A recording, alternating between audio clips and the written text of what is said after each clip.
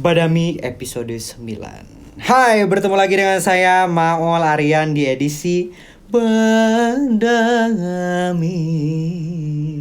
bercerita tentang budaya, adat, dan misteri.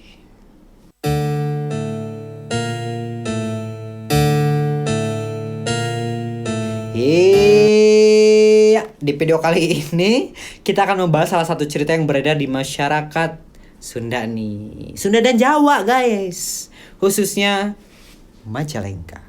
Apakah Anda tahu ada suatu kisah yang melibatkan antara kerajaan Giri dan Majapahit? Jika iya, kapan Anda mendengar cerita ini? Kalau saya sih sekarang. Enggak sih, tadi pas bikin naskah ini guys. Di manakah letak kejadian yang menjadi asal-usul dari cerita yang melibatkan dua kerajaan ini? Mengapa? Dan ya mengapa? Apakah ada pertempuran atau perselisihan? Dan bagaimana kisah ini bisa hidup di masyarakat? Siapapun, dimanapun kamu, mari berbincang dan bertukar pikiran bersama Maul Aryan. Bagikan ilmu, tanggapan, dan sudut pandangmu di kolom komentar. Tinggalkan tetapakan. Jangan lupa like, comment, share, subscribe, turn on notification, and share in your social media. Let's move to the story. Giri Lawungan. Ini aku nyari dari urbanjabar.com ya guys. Sumbernya di sana, cek aja di deskripsi. Nah, jadi cerita yang berada di masyarakat itu gini guys. Istilah Giri Lawungan berasal dari kata lawung, labungan, ngalawung ya, dari bahasa Sunda yang berarti intinya kalau ditranslate ke Indonesia itu berhadap-hadapan, pertemuan, hadap-hadapan gitu guys. Menurut cerita pernah terjadi suatu peristiwa ngalawung di sebuah tempat sehingga tempat itu dinamakan Giri Lawungan. Alkisah Raja Giri Layang dibantu oleh adiknya Putri Giri Larang memimpin sebuah kerajaan bernama Kerajaan Giri di Majalengka, Jawa Barat. Memimpin dengan adil dan bijaksana. Mereka berdua masih keturunan kerajaan Pajajaran. Baginda Raja sangat mengutamakan kepentingan kerajaan dan rakyatnya. Dan perhatian utamanya ini adalah ke sektor-sektor gitu. Ya, sektor pertanian. Nah, di sisi lain, Raja juga memiliki patih yang bernama Patih Endang Capang. Patih Endang Capang ini memiliki jadwal rutin untuk berkeliling ya, mengecek ke penjuru kerajaan untuk memberikan penerangan mengenai bagaimana cara bertani yang baik. Memeriksa pengolahan pertanian rakyat mulai dari pemupukan, pengairan maupun membuka hutan untuk ditanami palawija. Jadi tidak heran jika hasil pangannya sangat berlimpah. Tuh guys. Jadi ini mah emang udah kesadaran diri ya untuk seorang pemimpin itu mengecek secara langsung, bahkan memberikan penerangan atau memberikan ilmu, berbagi kepada masyarakat bagaimana cara untuk mensejahterakan minimalnya diri sendiri gitu. Jadi kalau istilah yang sekarang tuh apa ya? Apalagi tahun depan tuh 2024 biasanya suka banyak yang belusukan gitu. Oke, guys. Tapi diharapkan jangan hanya mau 2024 doang ya. Bisa selamanya mensejahterakan rakyat. Amin. Jadi terjun ke lapangannya itu ya selama masa jabatan aja gitu. Baik, lanjut ya guys. Ya ini sekarang kita lagi ngomongin cerita ini guys. Cerita Giri Lawungan kok. Tenang, bukan cerita yang lain. Oke. Nah, jika dilihat dari sektor perdagangan gitu kan, masyarakat ini masih menggunakan sistem barter. Jadi takarannya itu batok kalapa atau ruas bambu. Jadi meureun kalau beas sabatokeun meureun sarawu, ieu sabatok di kitu juga namanya. Terus di kolom komen guys. Gimana cara barter pada zaman dahulu? Kalau ada yang komen curiga lu dari zaman dahulu nih kayaknya gitu kan. Oke baik, nah jumlah penduduk saat itu tidak terlalu banyak. sehingga jarak antar rumah penduduk itu agak berjauhan gitu. Namun meskipun berjauhan ini tidak merasa takut gitu, tehiem. Pantesan aja ya guys, zaman dulu tuh kalau misalkan jalan kaki nih dari tempat A ke tempat B, padahal kalau diukur di zaman sekarang itu sangat jauh ya, tapi orang zaman dulu tuh ya jalan kaki nyampe gitu. Ibaratnya sekarang mungkin dari mana ya, dari Lembang ke Ciwidey kali gitu kan. Jauh tapi jalan kaki tapi nyampe guys. Kalau sekarang harus pakai motor, pakai mobil gitu. Suatu ketika Putri Giri Larang ini menghadap Baginda Raja. Kakanda, telah lama Adinda membantu Kakanda dalam mengurus kerajaan. Mohon maaf Kakanda, Adinda merasa masih kurang dalam ilmu. Adinda ingin pergi merantau untuk mencari tambahan ilmu kesaktian. Raja Giri Layang terdiam sejenak.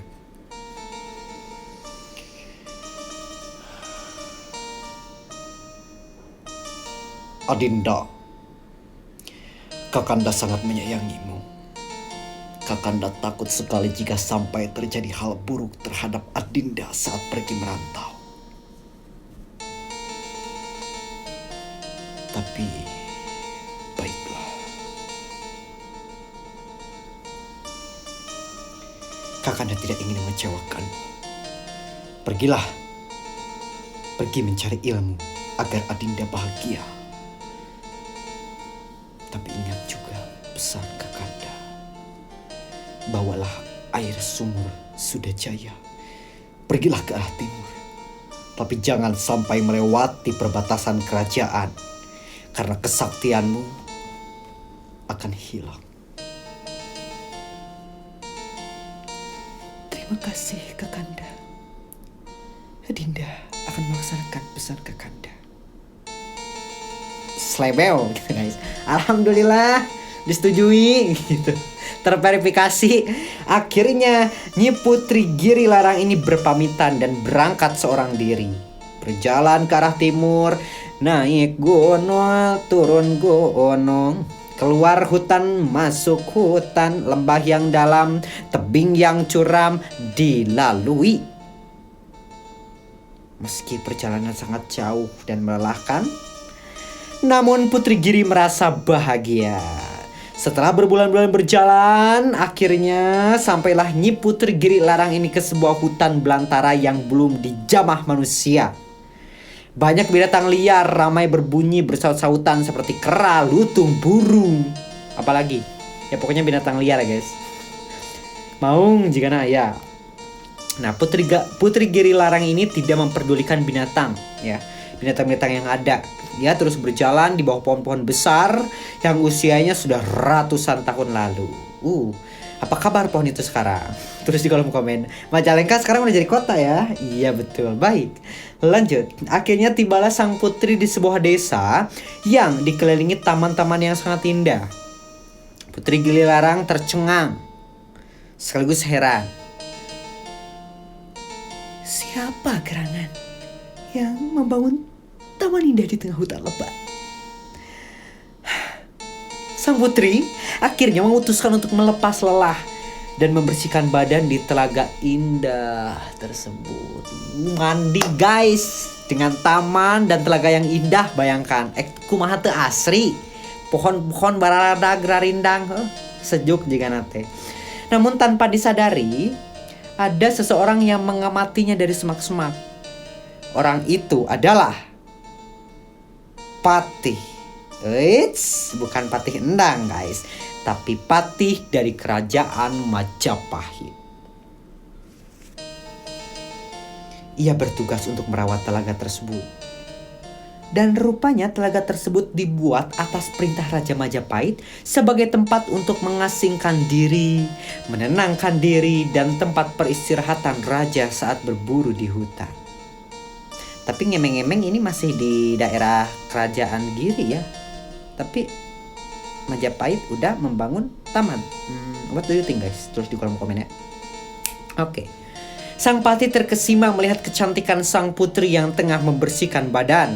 Ini gumam Patih. Raja Majapahit. Salah. Raja Majapahit belum memiliki istri. Perempuan itu cantik sekali. Wah, rasanya sangat pantas jika menjadi permaisuri kerajaan Majapahit. Aku harus membawanya ke kerajaan Majapahit. Biar aku ambil saja selendangnya. Sang Patih kemudian mengambil selendang Putri Giri Larang.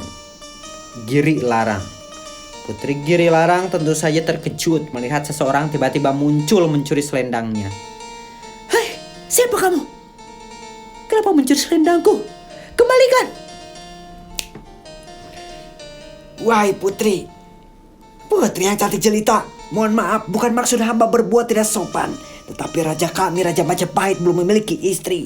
Hendaknya Tuan Putri mau menjadi istri Raja Majapahit. Jika Tuan Putri menginginkan selendang ini, kejarlah hamba. Dikejarlah itu Patih sama Putri Giri Larang. Teriak Putri Giri Larang. Tapi sang Patih tidak mempedulikan teriakan sang putri. Terus berlari dan berlari. Namun tampaknya sang Patih memiliki kesaktian tinggi karena sang putri sulit untuk mengejarnya. Bisa dibayangkan apa yang terjadi selanjutnya? Ya. Akhirnya mereka berdua melewati perbatasan kerajaan Majapahit.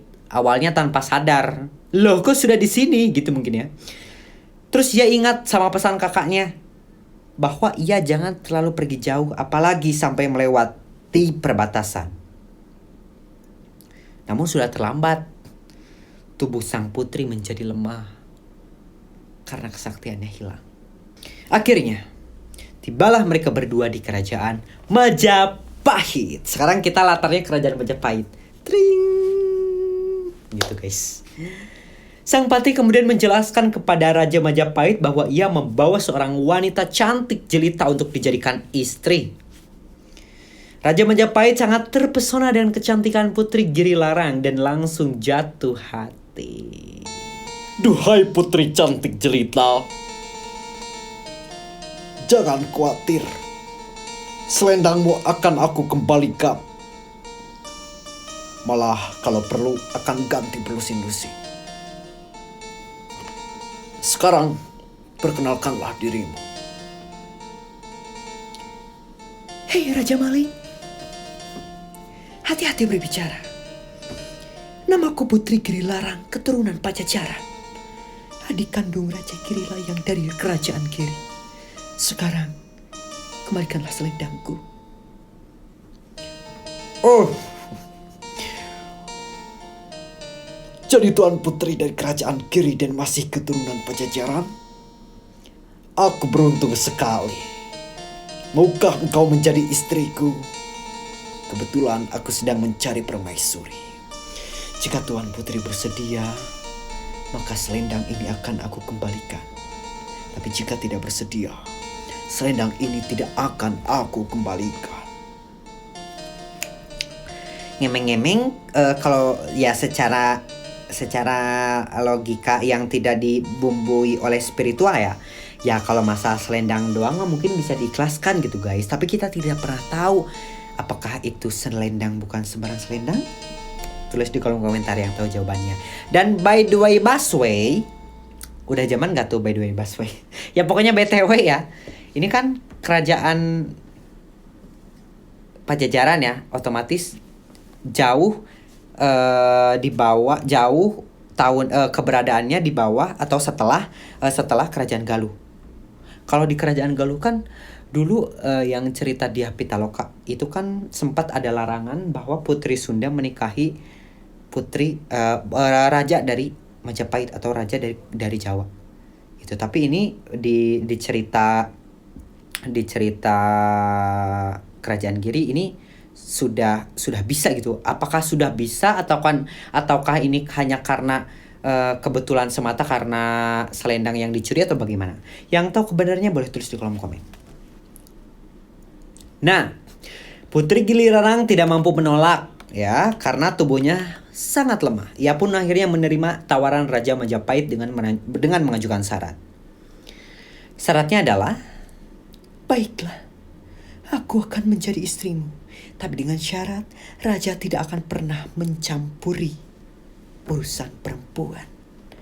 Jika dilanggar, aku akan kembali ke istanaku, ke istana kakakku, kerajaan Giri. Tentu saja Raja Majapahit menyetujui syarat tersebut.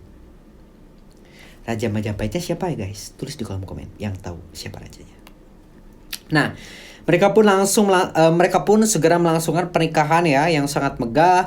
Rakyat Majapahit juga bergembira karena rajanya telah memiliki seorang istri yang cantik jelita. Lama kemudian, ya setelah menikah, Putri Giri Larang ini mengandung. Nah, raja juga sangat bahagia. Di suatu hari, Putri Giri Larang tengah menanak nasi. Saat menanak nasi, aduh hareudang gitunya, dia merasa panas, kemudian ia pergi mandi. Otomatis meninggalkan nasi yang sedang dimasak gitu. Nah, sang raja itu yang tengah melewati dapur tidak sengaja saat melihat istrinya tidak ada di dapur, ya sang raja ingin tahu apa sih yang dimasak istriku gitu guys. Begitu dibuka penutup nanak nasi, ia terkejut karena yang dimasak itu hanyalah sebutir. Sebutir apa? Sebutir nasi.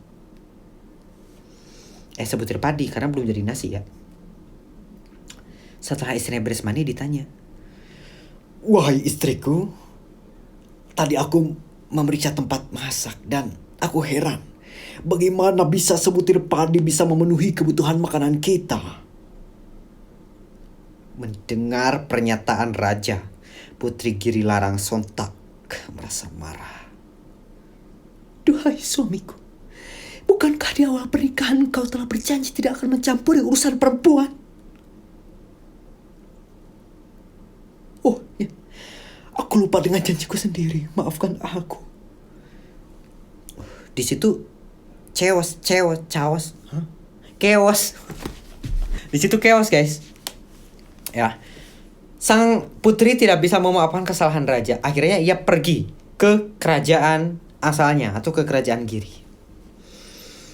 Sampai di kerajaan, ia menangis, kemudian ngadu ke kakaknya. Dia meminta maaf karena telah melanggar pesan kakanda gitu. Dan inilah akibat yang ia terima. Akhirnya dimaafkanlah kesalahan sang putri.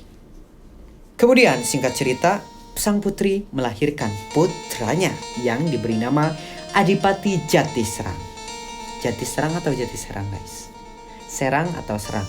Jatiserang atau Jatiserang? Tulis di kolom komentar. Selama tinggal di kerajaan Giri, Putri Giri Layang selalu merasa gelisah karena ia sangat khawatir jika suatu saat Raja Majapahit itu mendatanginya dan mengambil putranya. Kemudian ia menyampaikan kekhawatirannya kepada kakaknya yaitu Raja Giri Layang. Akhirnya Raja Giri Layang merasa mampu untuk menandingi pasukan kerajaan sebesar Majapahit.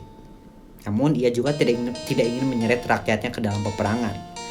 Ia kemudian berunding dengan patihnya yaitu Patih Endang Capang. Dan juga setelah berembuk dan sepakat, ia bersembunyi di dalam sebuah kulah atau sebuah lubang besar di bawah tanah. Raja Giri Layang memerintahkan untuk membuat 4 buah lubang besar sebagai tempat persembunyian keluarga kerajaan. Raja beserta adiknya masuk tuh guys. Jadi ceritanya udah masuk ke dalam kulah tersebut. Dan ya sesuai prediksi tidak lama kemudian dari kerajaan Majapahit itu datang. Diwakili oleh 2 orang patih yaitu Patih Mangkunagara dan Patih Surapati. Mereka bermaksud menyebut paksa Putri Giri Larang. Mereka memasuki istana kerajaan Giri. Kemudian menemui Patih Endang Capang. Kami mencari Putri Giri Larang. Ia adalah permaisuri kerajaan Majapahit. Raja Majapahit memintanya untuk pulang. Kata kedua patih tersebut kepada Patih Endang Capang. Maaf Tuan, Putri Giri Larang dan Raja Giri Layang telah wafat. Sementara itu putra Giri Larang yaitu Adipati Jatisrang sedang berguru ke negeri seberang. Jangan berbohong, kami tidak percaya, seru mereka. Kalau kalian tidak percaya, mari aku antarkan kalian ke makam Raja Giri Layang dan Tuan Putri Giri Larang. Kemudian membawa pasukan Majapahit ke lokasi lubang persembunyian raja dan keluarga kerajaan. Tidak percaya, ya mereka tidak percaya, kemudian berniat membongkar. Dikeduk guys, digali, tapi belum juga selesai penggalian mereka lemas duluan, mereka letih dan kehilangan kekuatan. Mereka curiga, kemudian menyimpulkan bahwa wah, ini sengaja itu kekuatan kita udah diambil oleh orang-orang yang ada di bawah tanah tersebut. Dan mereka yakin bahwa lubang tersebut adalah lubang persembunyian keluarga kerajaan Giri. Akhirnya mereka memilih keputusan untuk menunggu. Nah, karena mereka beranggapan bahwa jika kita pulang ke Majapahit, sudah tentu raja akan sangat marah. Dan boleh saja raja itu akan menghukum kita. Lebih baik kita tidak usah pulang ke Majapahit. Lebih baik kita ngelawung saja di sini untuk menunggu mereka keluar dari lubang. Itulah kata Patih Mangkunagara. Nah, secara bahasa ngelawung itu duduk saling berhadap-hadapan. Pasukan Majapahit yang gagal melaksanakan tugas mereka kini hanya duduk ngelawung di tempat tersebut. Sejak saat itu kerajaan Giri sering juga disebut dengan kerajaan Giri Lawung. Sedangkan kampung tempat Patih Gajah Mada beserta pasukan yang ngelawung itu yang saat ini dikenal dengan nama Babakan Jawa. Itulah cerita Giri Lawung. Apakah sudah cukup? Cukup, belum cukup, tulis di kolom komentar. Best of story yang namanya cerita, apalagi yang terus berkembang di masyarakat dari manapun ceritanya dan siapapun penuturnya, ya inilah cerita rakyat yang tidak dapat terjamin 100% keahliannya. Oke, next buat mau lagi yang mau berbincang dan bertukar pandangan serta memberikan saran cerita apa lagi yang akan kita angkat di Badami selanjutnya, tinggalkan tatapakan di kolom komentar. Jangan lupa pula nyalakan lonceng notifikasi, like, comment, subscribe, and share in your social media. Mohon maaf atas segala kesalahan, kekurangan, dan keterbatasan yang aku miliki. Bertemu lagi di Badami.